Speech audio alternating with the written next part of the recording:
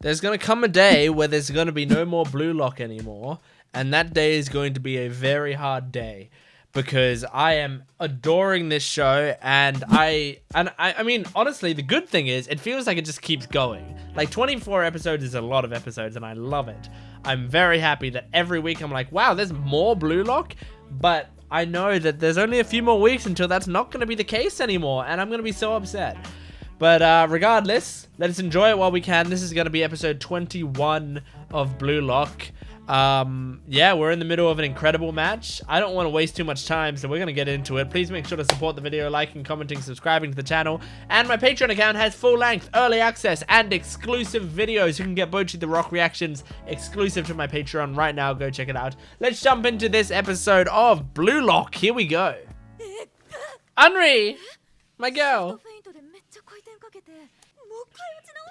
He sure did. That was sick. Leave her alone. Ego can't let anything go.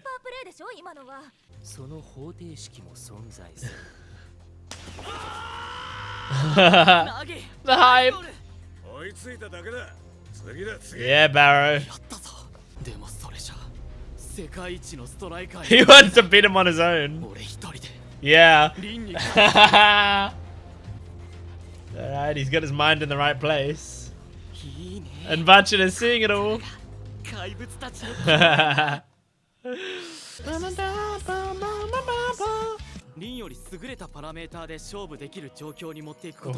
Okay.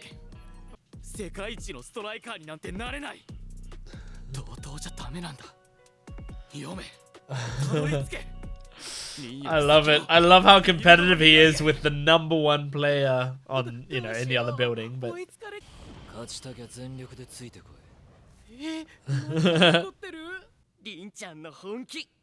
oh man, here we go. Here we go, restart. Ooh, cool pass. Oh, that's amazing. Whoa! That's cool. He's seeing it all. Yeah. Oh.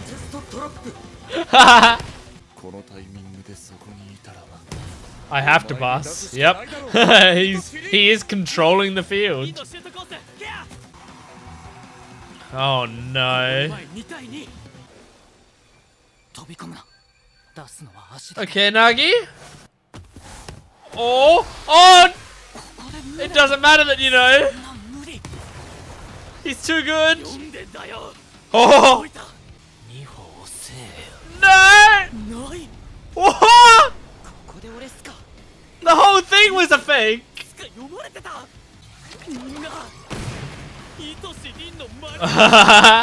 He controlled the entire field, everyone. His teammates, the enemies. Wow. Oh, that's cool as fuck.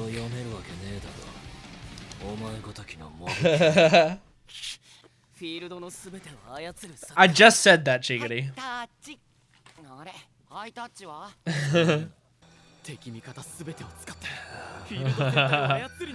Oh, it's so cool.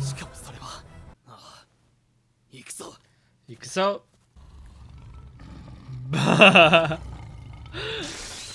Oh, Barou. Just sitting there getting more and more fired up.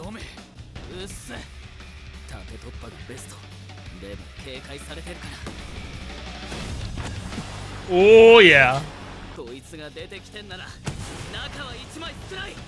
Okay. Okay. Alright. Good. Oh. Oh. Interesting. Where's Rin? I'm scared of Rin. He's right there. I knew it.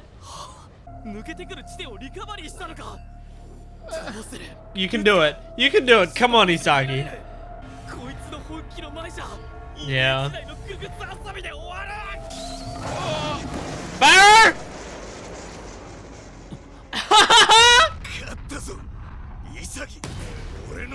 Yeah, go Barou! Yes! That's perfect! Oh, that's amazing. He's too hungry that the perfect plan doesn't work. Oh.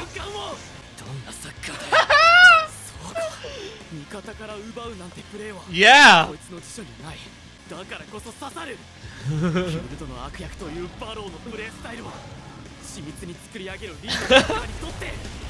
Holy shit!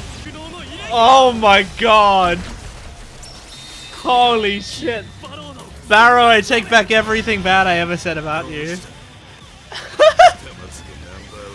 Absurdly long. Oh my god! What a fucking character! Ah, so beautifully set up. Man, the writing in this show. Oh? Yes? Devour it! Devour it, Isagi! Yeah, he's now taken into account that that can happen. So be careful, don't try the same thing. Good, good, good. Okay. Yeah, but where's Isagi? Oh! That's cool! Oh! This is cool! That's really clever! And something only Chigiri could really do.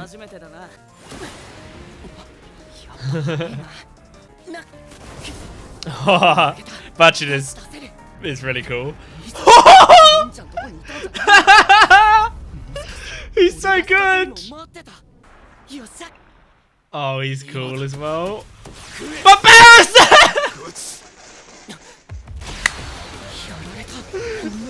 oh, that's such a cool sequence. Oh.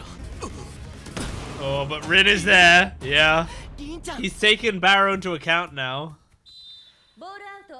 Oh. Yep. That's awesome. It's such a good battle of wits.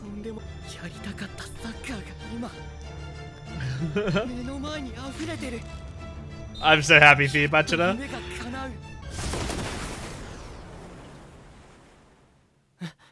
Oh. And you can't keep up? Yeah.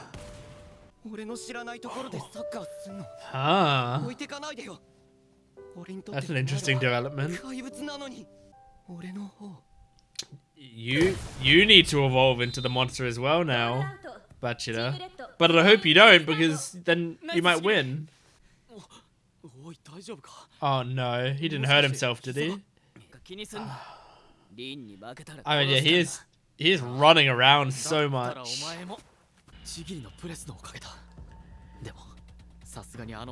Yeah, it's a lot of stamina. Even when Rin was on the ground before, he was breathing deeply.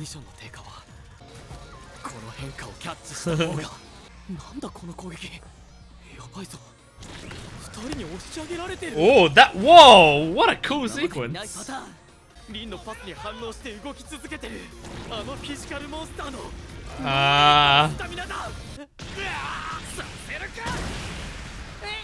Oh, okay. Oh no. Oh, damn.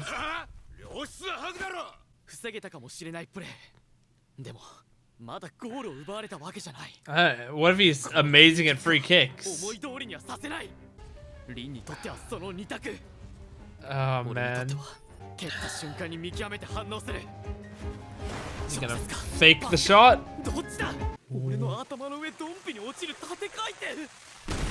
Oh, god damn.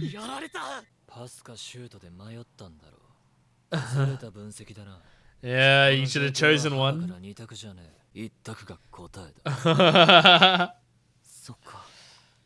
Honestly, it seems like he respects Isagi though. Like, he respects the game he plays.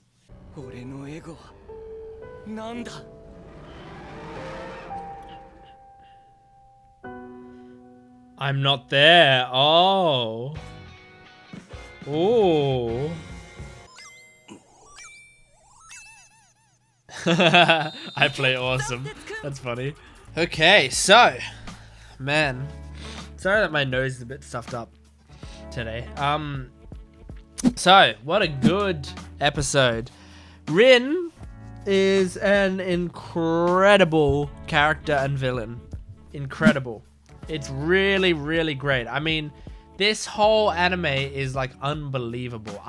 There were some lines in this episode that I missed, not because I was like talking at the time or because I was writing notes or whatever, purely because in my head I was thinking, how is this show so good? You know, like when certain things come together and they play out and they make perfect sense, and like I can see in hindsight all of the setup that they did for it, it blows me away. Like, good writing like this blows me away. And I know it's just this is the thing, like when people talk about good writing, like these aren't the sorts of shows people are often going to say in my mind, because it's tough, because like people attribute good writing to different things.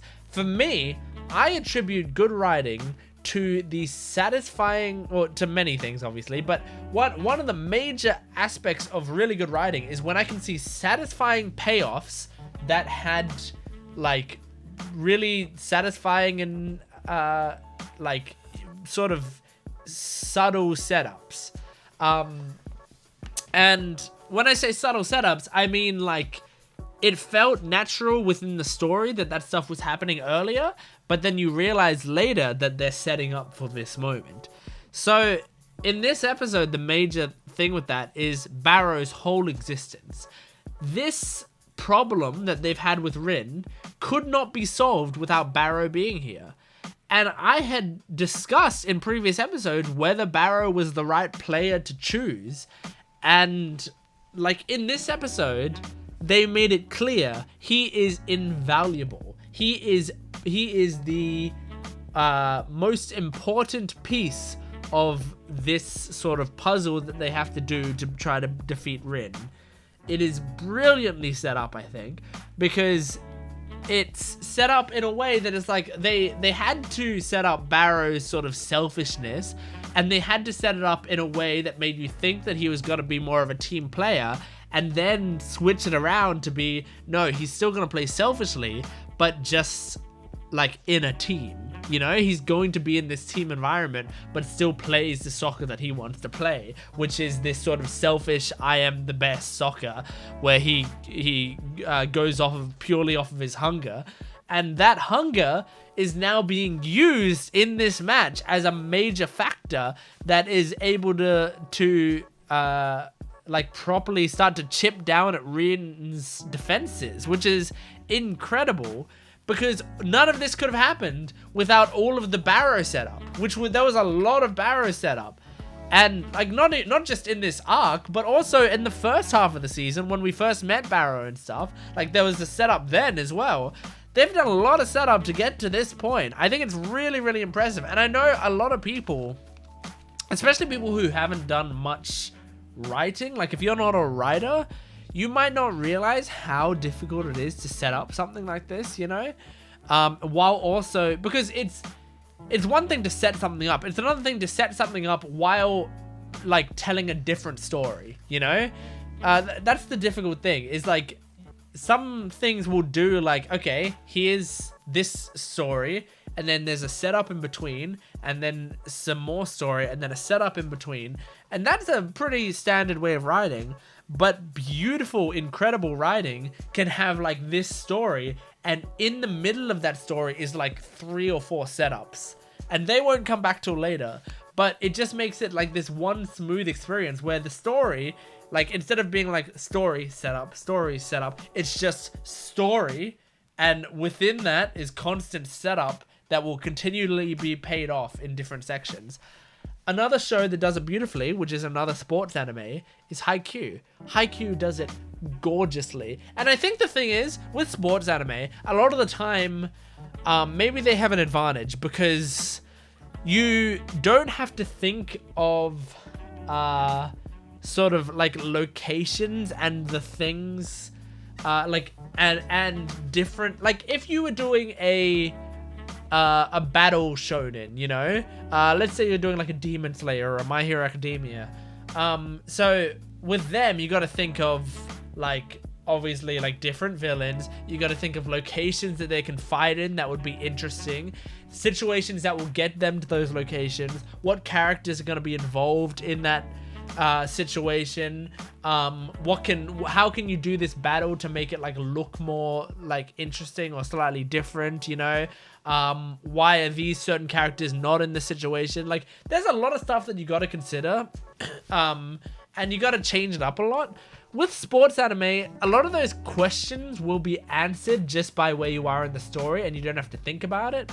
So like if they're in a tournament, right, these characters are going to be facing each other in a certain order anyway, so that's your reasoning. You don't need much more reasoning than because the tournament says so.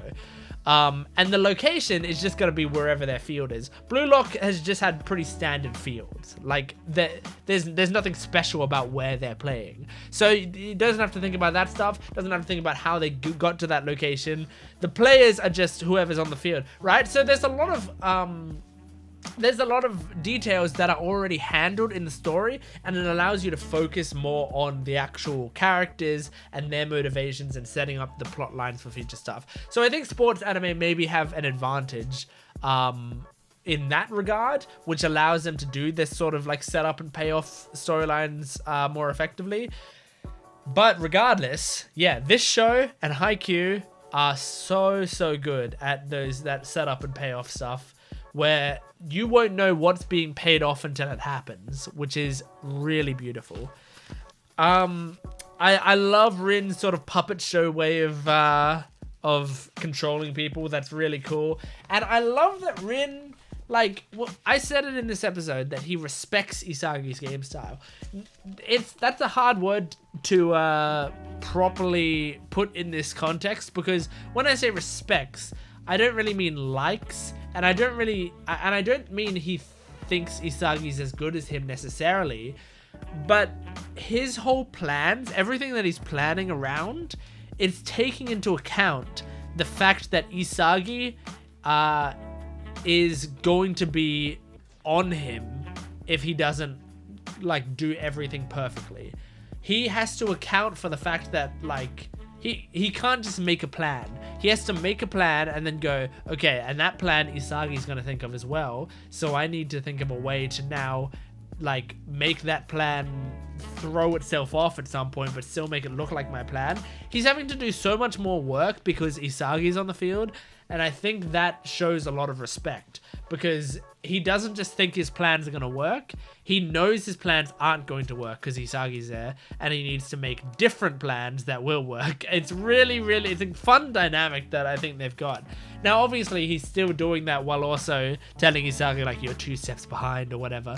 And yeah, Isagi's a little bit behind, but he's behind Rin having to go all out to make sure Isagi's 2 steps behind.